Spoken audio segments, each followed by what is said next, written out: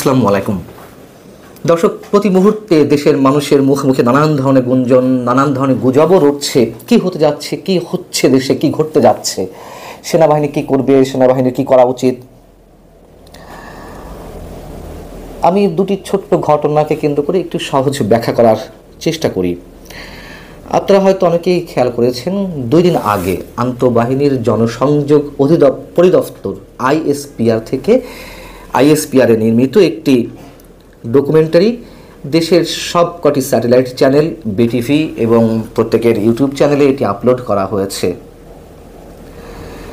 এবং প্রচার করা হয়েছে। একই সঙ্গে শনিবার আইএসপিআরেরই একটি বিজ্ঞপ্তি সব গণমাধ্যমেই প্রচার হয়েছে, প্রকাশ হয়েছে। তা হচ্ছে ক্যান্টনমেন্ট এলাকা সংলগ্ন যে এলাকাগুলো রয়েছে সেগুলোতে সভা সমাবেশের উপরে নিষেধাজ্ঞা জারি করার কথা বলা হয়েছে।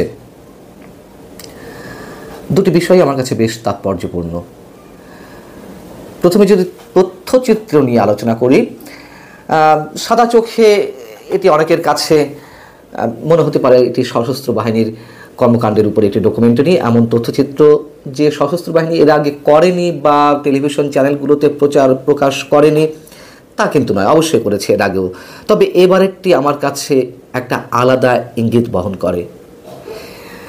খেয়াল করলে দেখবেন যে এটির শিরোনাম প্রথমেই আমার সোনার বাংলা, আমি তোমায় ভালোবাসি, এবং এই জাতীয় সঙ্গীতের এই লাইনটিকে কেন্দ্র করে আলাদা একটি গান নির্মাণ করা, তথ্যচিত্রকে কেন্দ্র করে সশস্ত্র বাহিনীর উপলক্ষে।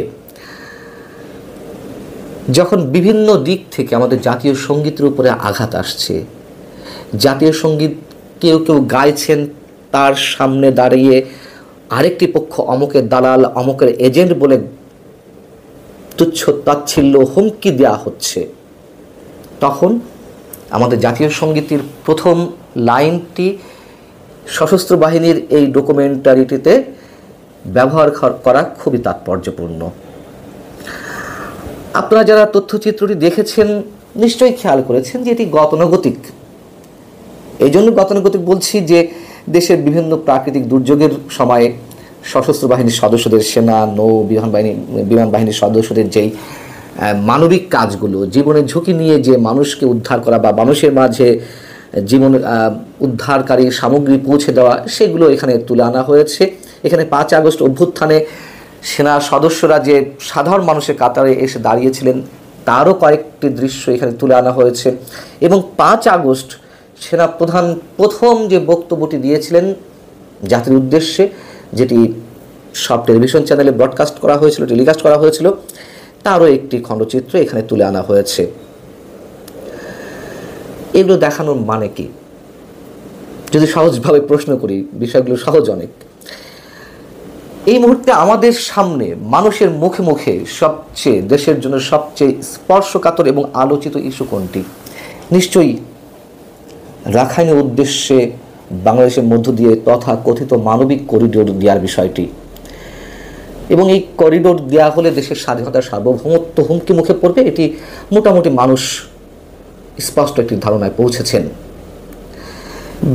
তথ্যচিত্রটি বা এই ডকুমেন্টারিটি খেয়াল করলে দেখবেন, বা এটি সবসময় থাকে যে দেশ রক্ষায়, দেশের স্বাধীনতার সার্বভৌমত্ব রক্ষায় সশস্ত্র বাহিনীর সদস্যদের যে নানান ধরনের মহড়া, সেই চিত্রটি বিশেষভাবে ফুটিয়ে তোলা হয়েছে।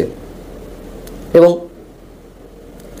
এর মধ্য দিয়ে কি সেনাবাহিনী করিডোরের পক্ষে নয় তারই একটি মেসেজ দেওয়ার চেষ্টা করা হলো, দেশ রক্ষায় সেনাবাহিনী সদা প্রস্তুত, সেটা নিয়ে আমরা বিবেচনা করতেই পারি। এবং আমি যতদূর জানি সেনাবাহিনী বা সেনা প্রধান এই করিডোরের বিপক্ষে অবস্থান করছেন, আমার তথ্যে যদি ভুল না হয়ে থাকে বা আমি আমার সোর্সের উপরে ভিত্তি করে যে কথাগুলো বলছি তা যদি দুর্বল না হয়ে থাকে। এবং সেই জায়গা থেকে এমন একটি সময়ে যখন জাতীয় সঙ্গীতের উপরে মুহুর্মুহু হামলা করার মতন যে পরিবেশ, করিডোর নিয়ে যেই পরিস্থিতি, মানুষের মধ্যে একটা উদ্বেগ, উৎকণ্ঠা, সবার উদ্দেশ্যে কি সেনাবাহিনী খুব নীরবে একটি বার্তা দেওয়ার চেষ্টা করল না এর মধ্য দিয়ে? দেখুন, সেনাবাহিনী নিয়ে অনেক মানুষের অনেক ধরনের অভিযোগ রয়েছে। এবং সেসব অভিযোগের ভিত্তিও যে নেই তা কিন্তু নয়। সেনাপ্রধানকে দুই পক্ষই শত্রু মনে করছেন আওয়ামী লীগের নেতা কর্মী সমর্থকদের একটি বিশাল অংশ, পাশাপাশি সরকারের একটি অংশ সেনাপ্রধানকে বিশ্বাস করতে পারছেন না, সে কথা আমি বরাবর বলে আসছি। যদি ছোট্ট একটা উদাহরণ দিই, আওয়ামী লীগ সরকারের সময় সেই সরকারের নানান ধরনের ত্রুটি, বিচ্যুতি, অপরাধ, অপকর্মের বিরুদ্ধে কথা বলতে গিয়ে সেনাবাহিনীর গোয়েন্দা বিভাগ ডিজিএফআই আমার ব্যক্তিগত জীবনেও অনেক ধরনের সমস্যা সৃষ্টি করেছে, আমার পেশাগত জীবনে অনেক ধরনের বাধা সৃষ্টি করেছে, সমস্যার সৃষ্টি করেছে। তাই বলে কি আমি পুরো সেনাবাহিনীকে আমার ব্যক্তিগত পেশাগত জীবনের জায়গা থেকে পুরো বাহিনীকে আমি কাঠগড়ায় দাঁড় করাবো? নিশ্চয়ই না। কিছু ব্যক্তি অতি উৎসাহী হয়ে অথবা সরকারকে খুশি করতে গিয়ে অতি উৎসাহের জায়গা থেকে, এটি শুধু আমার ক্ষেত্রে নয়, আরও অনেকের ক্ষেত্রে তারা এক ধরনের খড়গ নামিয়ে এনেছেন আমাদের উপরে, একথা সত্য। কিন্তু এখনো পর্যন্ত আমার দৃঢ় বিশ্বাস সেনাবাহিনী দেশের সাধারণ মানুষের পক্ষেই আছে। মানুষের আস্থা, মানুষের বিশ্বাস দেশের যে কোনো সংকটে এখনো সেনাবাহিনী সাধারণ মানুষের পক্ষেই থাকে বা আছে।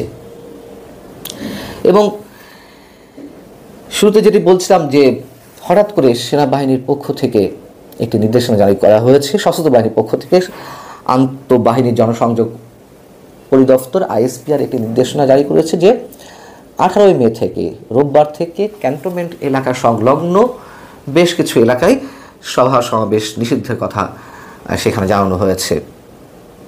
হঠাৎ করে তাদের এই নির্দেশনা কেন, তা নিয়ে মানুষের মধ্যে নানান ধরনের গুঞ্জন রয়েছে। তবে এরকমও জানা যাচ্ছে যে সেনাবাহিনীতে বিশৃঙ্খলা এবং নাশকতা সৃষ্টির অভিযোগে সেনা সদস্য নাইমুল ইসলাম সহ তার আরও 2 সহযোগীকে গ্রেপ্তার করেছে সেনাবাহিনী, এবং তাদের একটি বিশেষ পরিকল্পনা ছিল রোববার সেনানিবাসের প্রবেশপথে বিক্ষোভ সমাবেশের নামে বড় একটি নাশকতার এরকম একটি পরিকল্পনা ছিল। এবং এই সেনা সদস্য 5 আগস্টের পক্ষ থেকে তিনি বিভিন্ন গণমাধ্যমে উস্কানিমূলক বক্তব্য দিয়ে আসছিলেন সেনাবাহিনীর বিরুদ্ধে। সব কিছুই একটা ঘোলাটে পরিস্থিতির মধ্যে নিয়ে যাচ্ছে আমাদেরকে।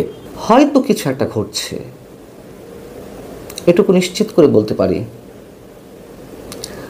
হয় আমাদের সামনে খুব ভালো একটা সময় অপেক্ষা করছে, নচেত ভয়ঙ্কর একটা দীর্ঘ সময় আমাদের জন্য অপেক্ষা করছে। এর মাঝামাঝি কিছু নেই। নানান ধরনের যে গুঞ্জন গুজব, সেই জায়গার শেষ কখন হবে, কখন এর পরিসমাপ্তি ঘটবে, কত দিনে ঘটবে, আমরা নিশ্চিত করে বলতে পারি না হয়তো কেউই। আমাদেরকে অপেক্ষা করতে হবে, অবশ্যই সূর্য উঠবে। ভালো থাকুন সবাই, আল্লাহ হাফেজ।